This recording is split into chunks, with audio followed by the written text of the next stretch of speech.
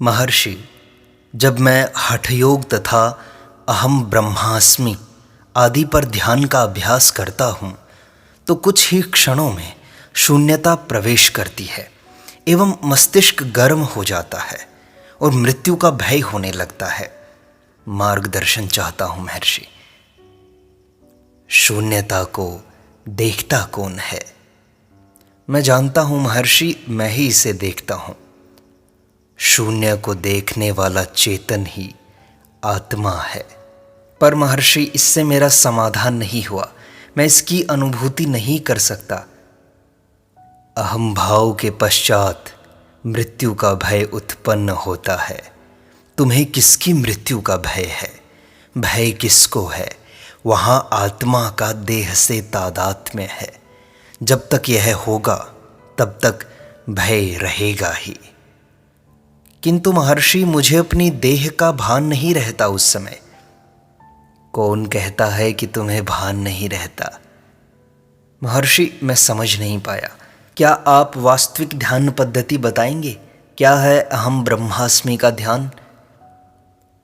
अहम ब्रह्मास्मि विचार मात्र है।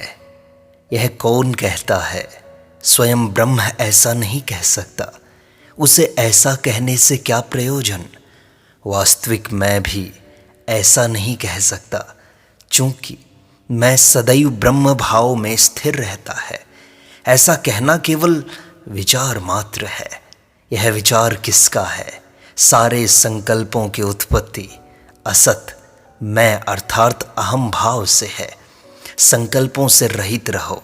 जब तक संकल्प है भय भी रहेगा ही।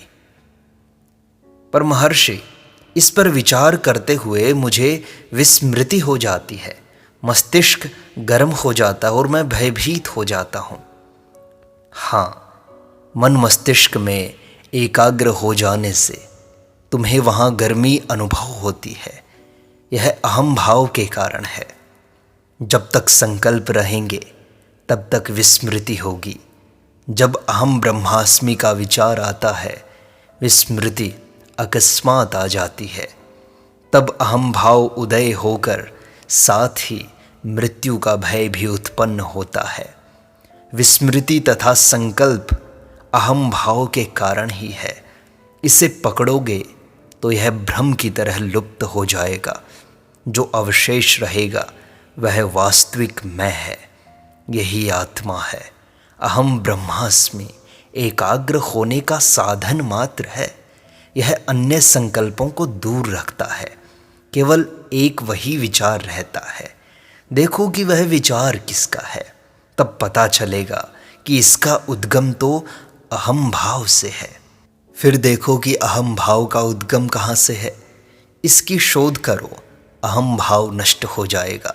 परम तत्व आत्मा स्वयं प्रकाशित हो उठेगी। अन्य किसी प्रयास की आवश्यकता नहीं है।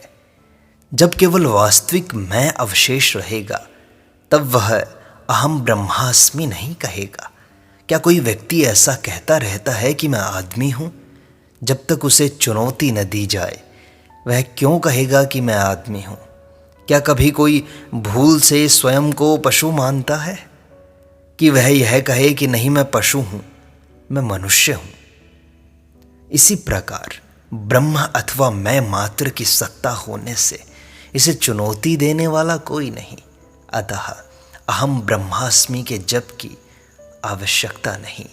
केवल एकाग्रता के लिए ठीक है, लेकिन आगे तो केवल निर्विचार मौन ही तुम्हारा साधन होगा।